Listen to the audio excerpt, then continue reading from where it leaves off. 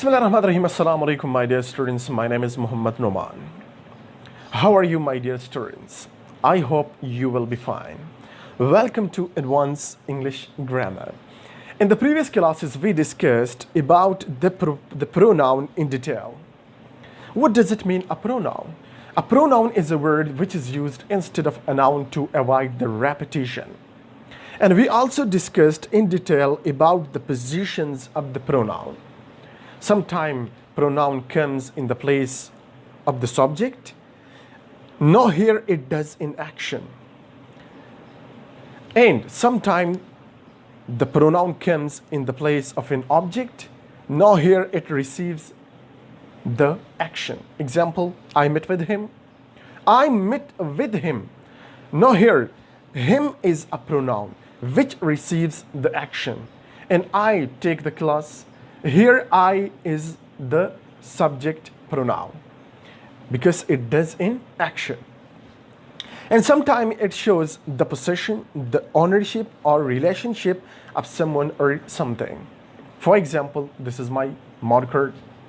These are my markers.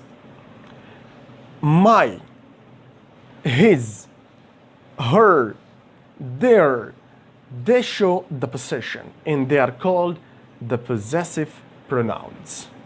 But sometimes we also do the action and that action is reflected back towards us, and they are called the reflexive pronouns. In the reflexive pronouns, the doer of an action and the receiver of an action, they are the same. No one else is involved over there. So now, let's know about the definition of the reflexive pronoun. We use a reflexive pronoun when the subject and the object are the same person. A reflexive pronoun is an object that reflects back to a subject. As I told before, that no one else is involved over there. Only the subject and the object are the same persons, are the same man. No one else is involved over there. I will give you a simple example here. Example, I hurt myself with a knife. For example, I'm cutting the bananas with a knife. And I hurt myself, I wound my finger through the knife. Someone might be over there. He will tell, what happened, Noman, over there? I will say, I hurt myself through the knife. No, here, look at here. Not someone else hurt me. I myself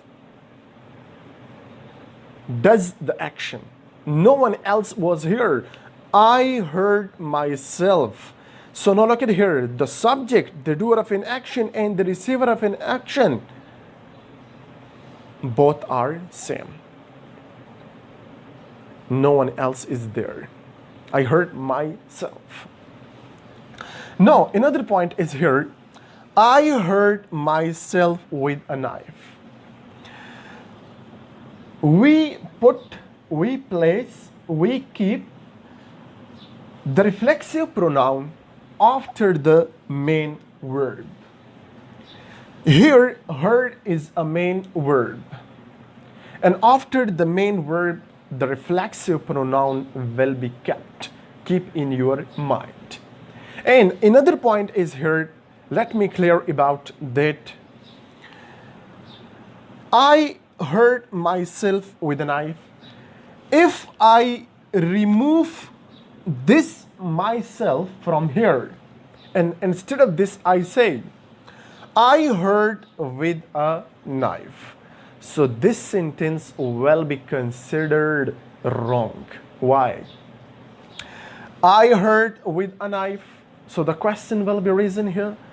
Whom did you hurt? The question will be, whom did you hear? Whom did you heard? So obviously you will say myself. Because myself, it receives the action. If there is no object, so how can you make the sentence? Here the object is myself.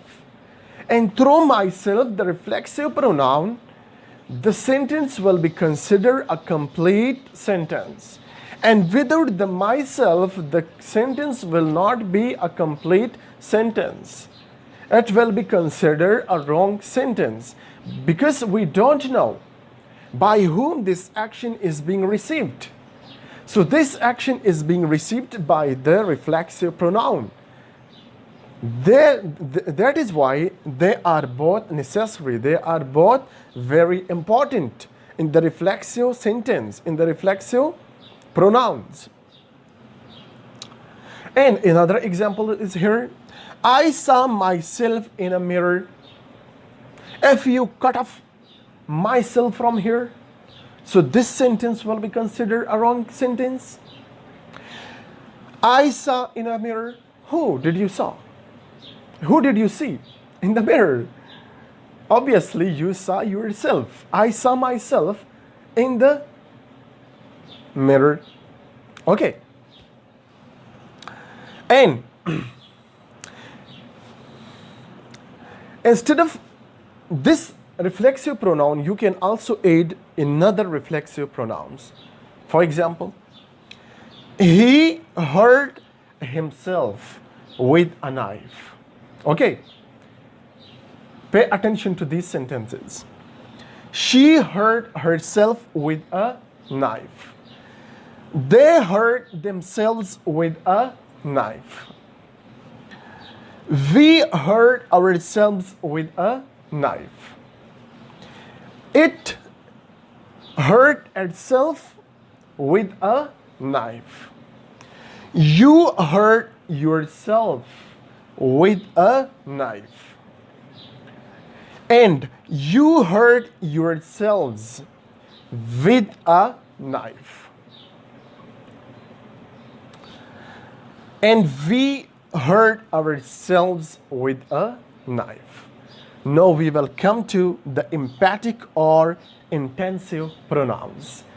And emphatic and intensive pronouns, they are same names. They are used. Sometimes we can say, we can use the both words here. Emphatic and intensive pronouns, they are used interchangeably. They are the name which are used interchangeably. You can say to intensive pronoun emphatic pronoun, and instead of emphatic pronoun you can say intensive pronouns. Now let's read the definition. Emphatic pronoun add emphasis to a noun or pronoun. For example, Bob brother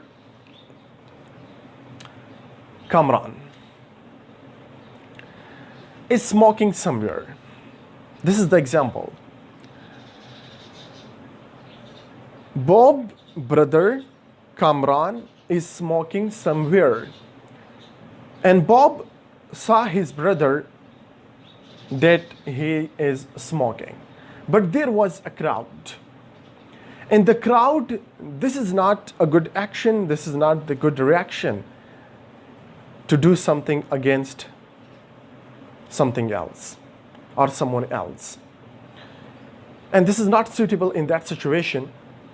He is not, in this situation, he did not scold his brother. And he did not beat his brother while he was smoking over there. But when he came back to his home, Bob went over there next to his brother Kamran. He told to his brother Kamran, why you were smoking over there? Kamran will refuse. No, I haven't smoked. So here, Bob will stress on his words, on his sentence. I myself saw you over there, not someone else. I myself saw you over there that you were smoking, and you refused to hear that I haven't. No, I'm going to beat you a lot.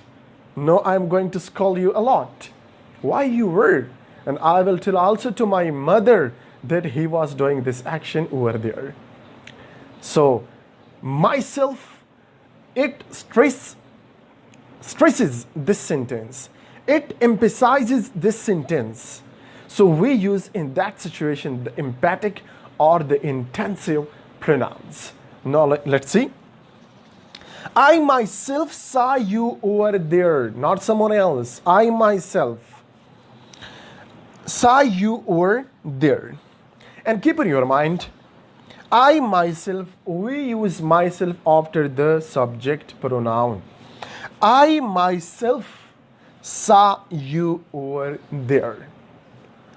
And another point is here, if I remove myself from there, from here, from the sentence, so the sentence will be considered correct, right, not wrong. Let's see. I saw you over there. This is also a complete sentence. But instead of this is a simple sentence, but instead of this, if I say, I myself saw you over there, so it means the stress is here, the emphasis is here in these sentences. Now, come to this point. A reflexive pronoun is formed by adding self or selves to the personal pronouns. Okay? And another point is here, emphatic pronouns or intensive pronouns and the reflexive pronouns, they are same in the form. You can use myself, yourselves, herself for both, for intensive and for reflexive pronouns. And another thing, self is added to my, your, him, her, and it, because they are singular personal pronouns. With singular personal pronouns, we just add self, myself, yourself, his self, himself, herself. Okay? So with the singular pronouns, we use self just. And selves to you, our, your, and their. We use the selves because selves shows here the plurality here. With plural personal pronouns, we use selves. But in the last, not the least, we will practice here. I, myself. His, he, himself. She, herself. We, ourselves. You, yourself. You, yourselves. It, itself. They, themselves. You must practice on these reflexive pronouns is individually. You must do the practice on these pronouns. After this, it will be learned, it will be memorized in your mind. Thanks a lot of you. Thanks a bundle. My channel name is Spread the Useful Knowledge. You must subscribe my channel and share with your relatives, with your friends. That would be very kind of you. And share with your friends through Facebook, WhatsApp, and share through the Facebook. Thanks a lot of you. Thanks a bundle.